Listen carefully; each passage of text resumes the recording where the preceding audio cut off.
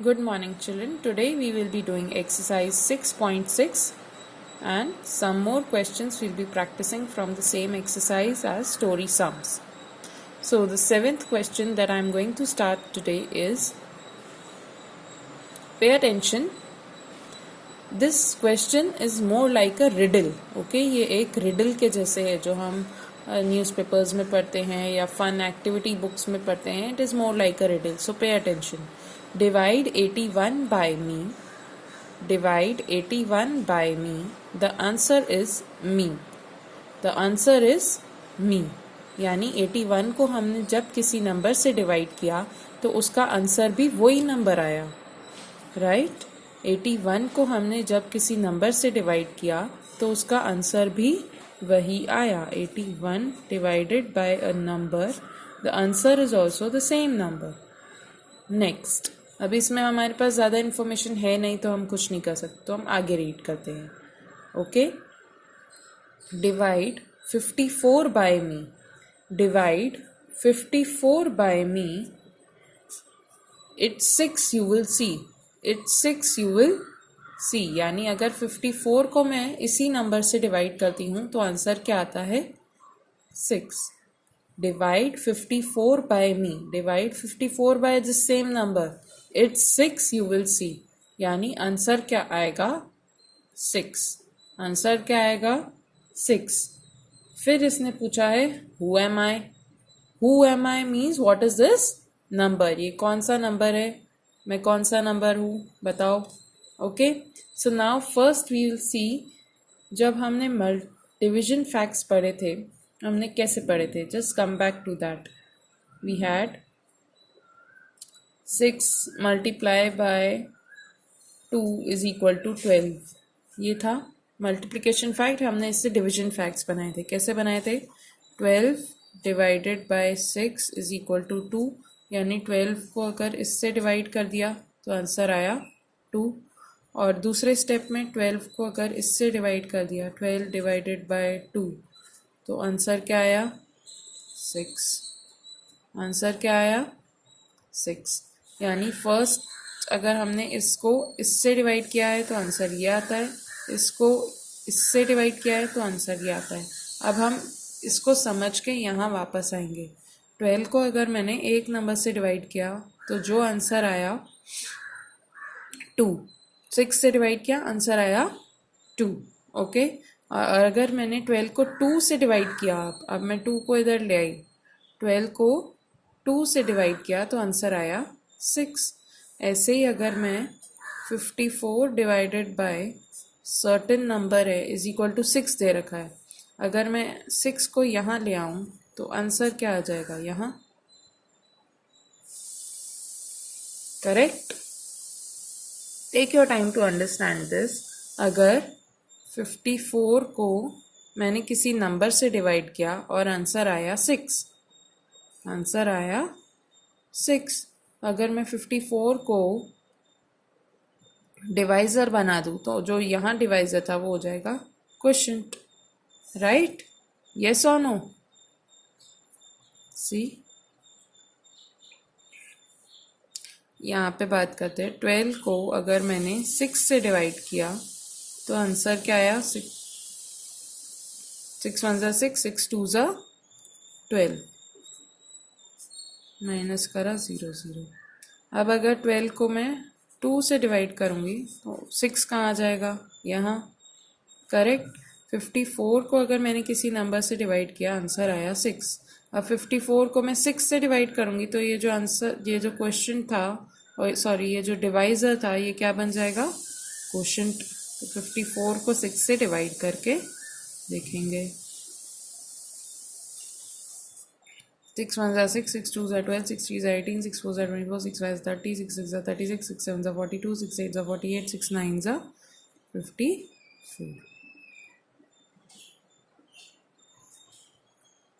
9 यहाँ भी लिख सकते हैं, यहाँ भी लिख सकते हैं. 4 minus 4 0, 5 minus 5 0. Question is 9, remainder is 0. यानी 54 को 6 से डिवाइड किया तो क्वेश्चन क्या आया?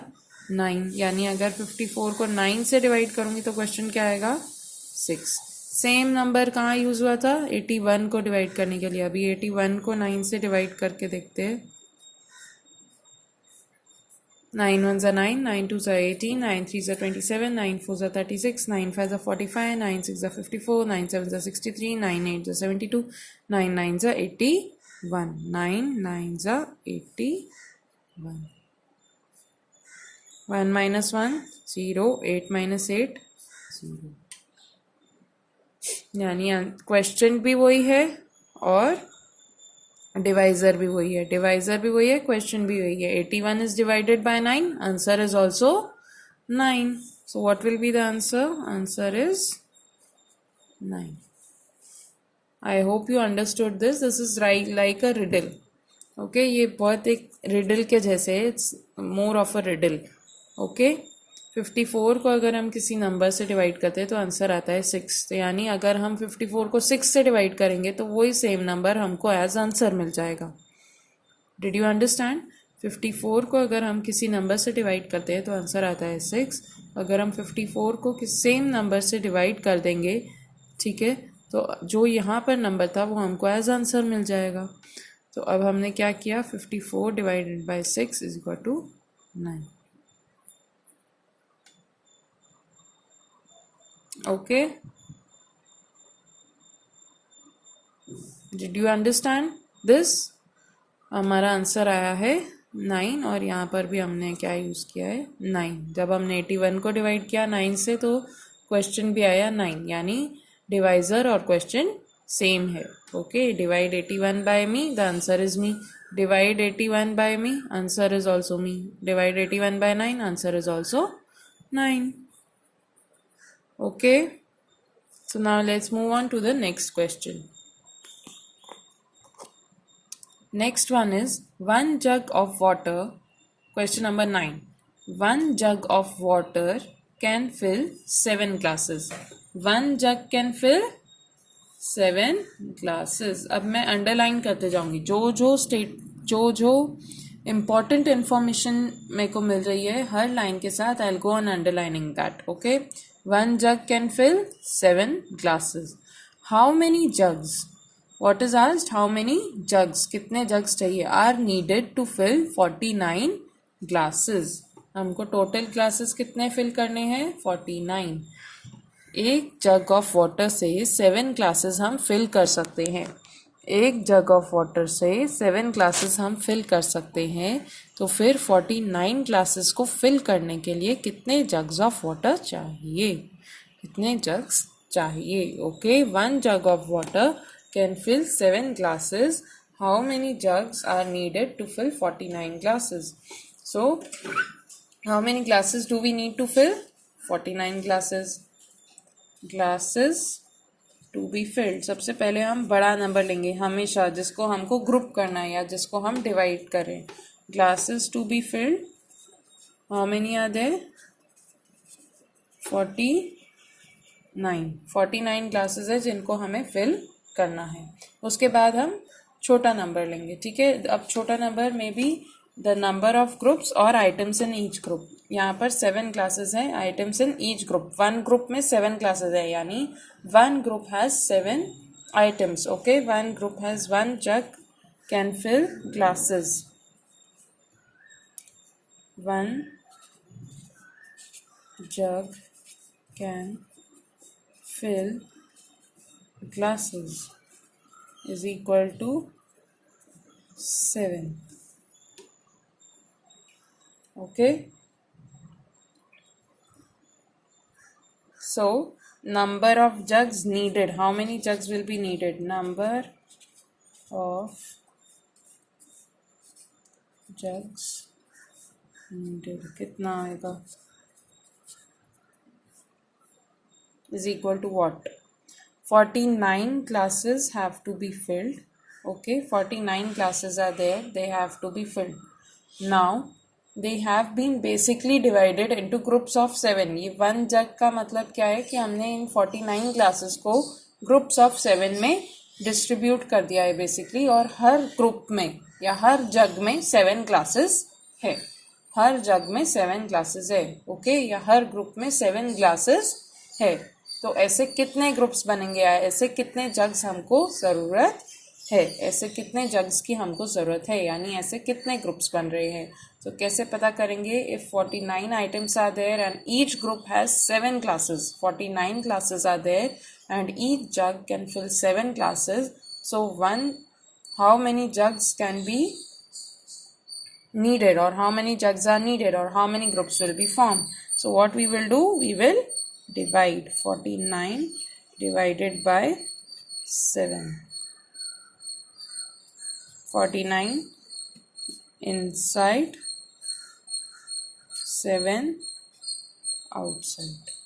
ओके 49 क्लासेस है, उनको हम 7 के ग्रुप्स में डिवाइड करेंगे. कितने ग्रुप्स हैं ये हमको निकालना है, यानी कितने जग्स है ये हमको निकालना है. Okay 7 say the table of 7 now. 7 1s are 7, 7 2s are 14, 7 3s are 21, 7 4s are 28, 7 5s are 35, 7 6s are 42, 7 7s are 49. 7 7s are 40. Next step is subtraction. 9 minus 9, 0. 4 minus 4, 0. What is the answer here? Quotient you got 7. That is 7 jugs are needed. Number of jugs needed will be 7. So answer will be 7 jugs are needed. Understood? 49 classes को fill करना है. They have been divided into groups of 7. So how many groups will be formed? Or 49 classes are there. Okay, and one jug can fill 7 glass. One jug can fill 7 glass. So how many jugs will be required to fill 49 glasses? 49 divided by 7. What is the answer? 7. Next, question number 11. 40 eggs. I'll read the question. Please pay attention. 40 eggs. How many eggs? 40 eggs have to be packed in boxes with 6 in each box. How many in each box? 6 in each box. So total 40 eggs है जिनको हमने boxes में distribute कर दिया है या divide कर दिया है equally with 6 in each box. और हर box में कितने eggs हैं? 6. How many boxes are required. तो ऐसे कितने बॉक्सेस हमको चाहिए. सेम क्वेश्चन हमारे पास आ जाता है. Just number of items is given. Her group में या हर बॉक्स में कितने आइटम्स है वो दिया है और how many boxes are required. तो हमेशा हमको सेम पैटर्न है, सेम हमको डिवाइड करना है. Now how many eggs will be left over. Left over का मतलब क्या है? यहाँ पे आपके रिमाइंडर से कि आपके पास कुछ रिमाइंडर आ रहा है क्या. 6 अगर हम 40 एग्स को 6 में ग्रुप्स में बॉक्सेस में डालते जाते हैं तो कुछ ऐसे एग्स है जो बच रहे हैं, कुछ लेफ्ट ओवर है या कुछ रिमाइंडर है. वो कब पता चलेगा? After division. Okay, so first thing is how many boxes are required. अभी हम इसको छोड़ते हैं एक बार. First thing is how many boxes are required. So number of eggs is, first number of eggs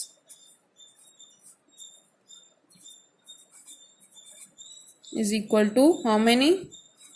40. Okay, how many eggs in each box? 6 eggs in each box.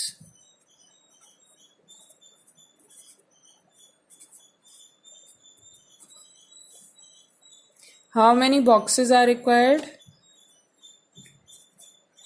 Boxes required is equal to 40 divided by 6. अभी तक आपको समझ में आ गया होगा total number of eggs जो है और एग्स इन ईच बॉक्स, जितने ग्रुप्स ऑफ ईच आइटम है, we will divide them to find the number of boxes.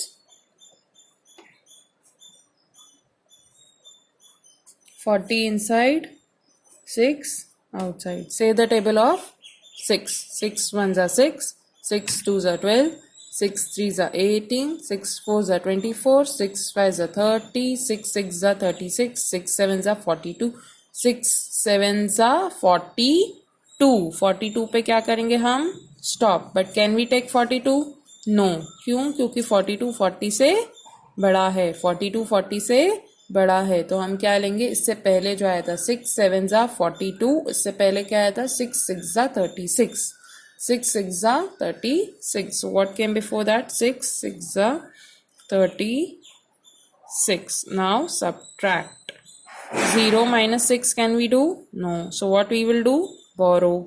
This will become 10, this will become 3. 10 minus 6.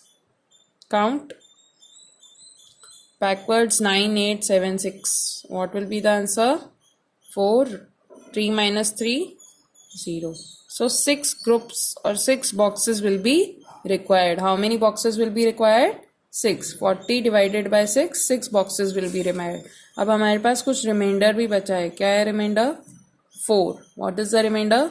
4. This is the number of eggs that will be left over. This is the number of eggs that will be left over. ये reminder eggs हैं जो जब हम 40 eggs total हमारे पास हैं और हम 6 eggs इन each box रखते हैं तो 6 बॉक्सेस बन जाएंगे और 4 eggs हमारे रिमाइंडर या लेफ्ट ओवर होंगे. Okay, so boxes required, 6 boxes will be required.